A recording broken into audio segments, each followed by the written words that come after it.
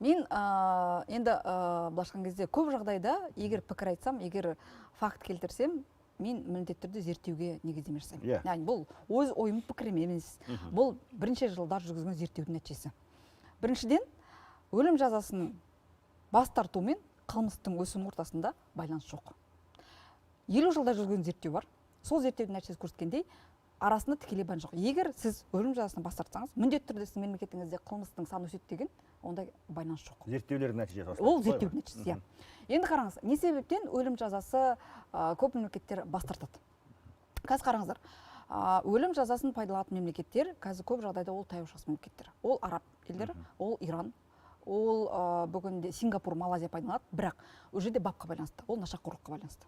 Яғни нашақорлыққа байланысты бүгінде біз өлім жазасы, бұл мемлекеттер өлім жазасын пайдаланады. Бұл аса ауыр қылмыс ретінде. Бірақ ол мемлекеттерде сол нашақорлыққа байланысты қылмыстың төмендеуіне ол әкелмейді. Әсер етпейді. Яғни қорыққаннан ертең өлім жазасына кетемау деген сияқты бұл жерде байланыс жоқ. Енді қараңыздар, екінші факт бар. Америка құрама штаты, жаңағы біз айтамыз, демократиялы мемлекет дейміз. Бірақ сіздер білесіздер, Америка құрама штатының әртүрлі штаттарында өлім жазасы бар, кейбір мемлекеттерде, яғни кейбір штаттарында өлім жазасы жоқ. Әртүрлі бар. Бірақ қараңыздар, екі бізде топ бар.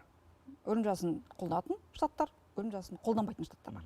Екеуінің ортасында да байланыс жоқ. Яғни бұл міндетті түрде қылмыстың деңгейіне әкеледі, яғни өсуіне әкеледі, немесе оны күрт төмендетеді деген сияқты ондай байланыс жоқ. Енді қараңыздар, мынандай не себептен өлім жазасынан көп жағдайда жаңағыдай Біріккен ұлттар ұйымы адам құқықтарына байланысты не себептен бас тартуды дейді.